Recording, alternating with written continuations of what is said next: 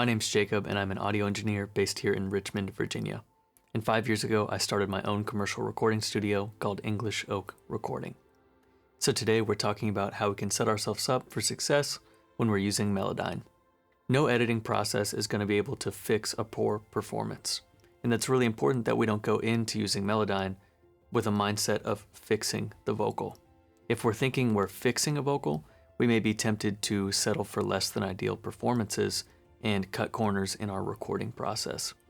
And that's going to give us a lot of problems down the line because any editing tool isn't designed to make a bad performance better, it's designed to improve upon an already good performance. When I think about using Melodyne, for example, I'm thinking about improving the melodic and the rhythmic translation between vocals and the vocals around it, or between the vocal and the rest of the instruments in the track. And so something like tuning a vocal is going to add clarity to your production, which is going to add a higher perceived production value, and I would argue a better experience for the listener. And so what we feed into Melodyne is going to greatly impact what we can get out of Melodyne. Let's talk about prepping a vocal for Melodyne. In my experience, tracking with compression yields a better result. I think it's coincidental that Melodyne responds better to a compressed vocal. And another point of clarification, that doesn't mean that we should mix a vocal before Melodyning it. When I'm talking about compression, I'm talking about something that an experienced recording engineer might add when they're tracking vocals, not mixed vocals. And so the better signal we give Melodyne, the better it seems to work. And so I'll also top and tail my vocals before I Melodyne them. And so just to reiterate, this is about improving upon an already great vocal. We don't want to view this as fixing a vocal, and it's really important that we're working with a great recording and a great vocal performance. And I don't want to discredit how difficult it can be to get a great vocal recording and to get a great vocal performance. Because at the end of the day, you can be a great audio engineer, but you also need to know how to work with a vocalist to get the best you can get out of them. Don't feel discouraged if it's difficult to get a great vocal recording or a great vocal performance.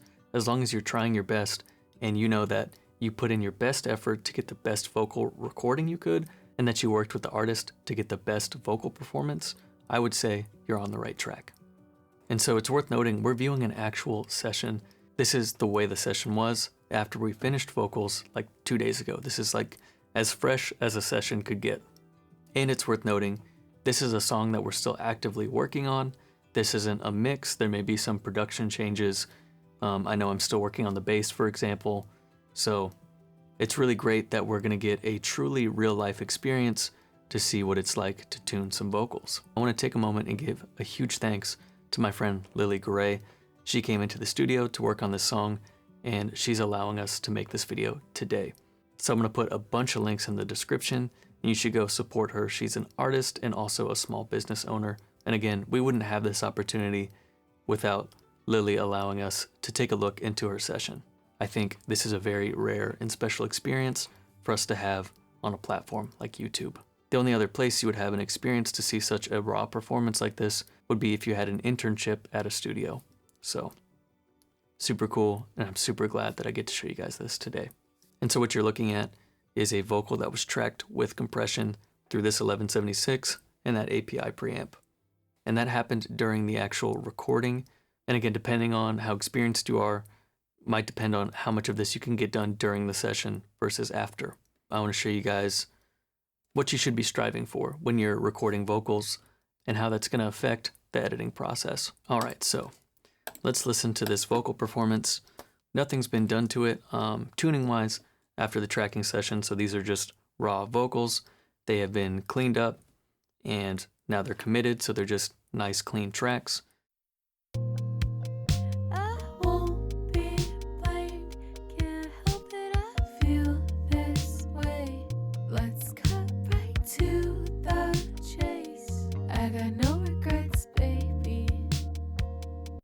That vocal performance right there is identical to the section right before it. Only difference is that it's been cleaned up and that I committed the tracks. When we reference it, we'll be referencing the exact same audio, even though it doesn't necessarily look the same on Pro Tools. My goal is to clarify that melodic and rhythmic relationship between the vocals and the vocals around it, as well as the relationship between the vocals in the rest of the instruments in the track. My style is that I like to do that transparently. And you may want to think about this if you're someone who works on a lot of pop music, maybe something like really transparent vocal tuning wouldn't be appropriate. So even though I'm going to show you how I do it, you need to consider if that's how you want to do it. And that's one of the beautiful things about editing. There's a bit of a style and taste to editing. And I think that's something that gets glossed over from the people that don't like editing in music. To open Melodyne, we're going to use Control, Shift, and A after selecting the tracks. Let's add Melodyne to the chorus. So what I'm going to do is I'm going to right-click and select all, and we can go to Pitch Center. I'm going to set my pitch center to anywhere between 90 and 100%. 100% is usually if I'm working with something that requires something to be perfectly in tune, and 90% if I want something natural. In this case, I want to add my style to it. I like 90%, and for pitch drift, I'm always at 70%. And so pitch drift is when a singer is singing a note and maybe the note starts off in tune, but then at the tail end of it, it either falls flat or falls sharp. And pitch drift is going to kind of pull up the tail ends or pull down the tail ends of that performance, and that's going to tighten it overall. But often, just globally affecting the pitch drift isn't enough, and you'll have to also go in manually. And so going a little bit deeper into why I'm choosing 90%, if I was to choose 100%, if there's a stack of vocals, they're all going to be perfectly in tune with each other. But if I choose 90%, I found that Melodyne only fluctuates 1 to 5 cents away from being perfectly in tune. And so when that adds up across many stacks of vocals, you get a natural chorusing effect that's still perceived as being perfectly in tune. Of course, if you had perfect pitch, you might think otherwise, but that chorusing effect is going to give it a larger than life sound. And so again, this goes back to we're not editing something for the sake of fixing it or editing it just to edit. We're putting a lot of intention to what the edit is actually doing to the recording. So let me tune up this vocal real quick.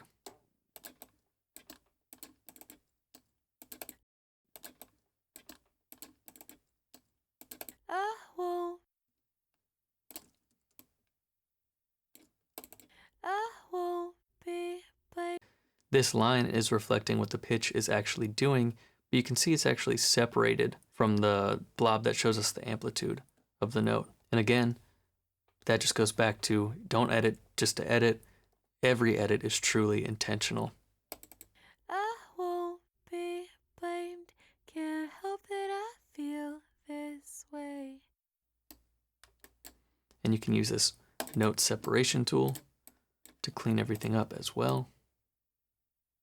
When you do that, it often resets the pitch center. So you'll need to go in and retune those two notes. This way.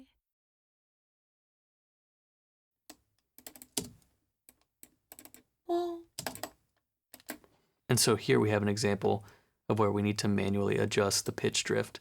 So right-click Pitch Tool, Pitch Drift Tool, and we can get pretty aggressive with this. I wouldn't get this aggressive with a main vocal, but harmonies you can tend to get away with. Won't be blamed. And so another tip, instead of using the pitch modulation tool to slam this vocal, I could instead use the pitch tool and grab that pitch transition and use that to smooth out those two notes. I got no regrets. Nice.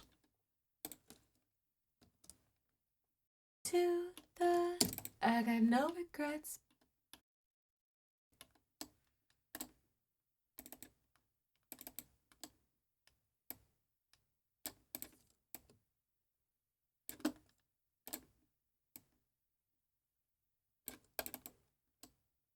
That was another more difficult section, utilizing that note separation tool and the pitch transition tool to get it in tune. Again, the blobs showing amplitude aren't always accurate. You want to follow that pitch line and also use your ears. I got no regrets. And so I just wrapped up the last harmony, and it's worth noting that the harmonies I'm tuning 95%. Just kind of thought it would be fun to tune them a little bit harder, but you can see if you click on the note, you can see it's actually 2 cents flat. And so that's that slight pitch variation that you're getting when you're working in that 90 to 100% range, and that is what I'm looking for personally. To the chase. Nice. And so now let's listen to the vocals after they're tuned. I won't be blamed, can't help it, I feel this way. Let's cut right to the chase. I got no regrets, baby. And so you can hear that that is so much cleaner and translates so much better. But again, it doesn't necessarily sound heavily tuned. It's very transparent and very intentional. And so now I'm going to go back and I'm going to time the vocals. And I prefer to separate those two processes just because it makes it easier for my brain to understand everything that's going on. But if you wanted to, you definitely could time and tune the vocals at the same time. Timing the vocals was something I used to really struggle with. And that goes back to making sure that we're getting a great performance going in. Because if it's not clear what the vocalist is trying to do, that's going to make tuning and especially timing a very difficult job. And one thing I found to make this a lot easier, I like to look at this on a 16th note grid. That seems to work for about 90% of the songs I work on. And if it's something where the note is swung or in between a 16th note, I can just move it manually and give it a little bit of that human touch. I won't be blamed, can't help it. And so you can see, like can't, when we're using the time tool, I'm using these markers to identify where the note starts. But on this note, we can see where the note starts because of that line that identifies where the pitch is. So sometimes you have to reference that instead of these orange lines. I got no regrets, baby. Let's cut right, no regrets, baby. I got no regrets, baby. I got no regrets, baby. I got no regrets, baby. And so there you can see the importance of listening to your edit after you do it as well. When I am viewing it on the grid, it looks like it wants to do one thing, but when I listen to it back, I need to go back and make micro adjustments to make sure that it feels good as well. I won't be blamed, can't help it, I feel this way.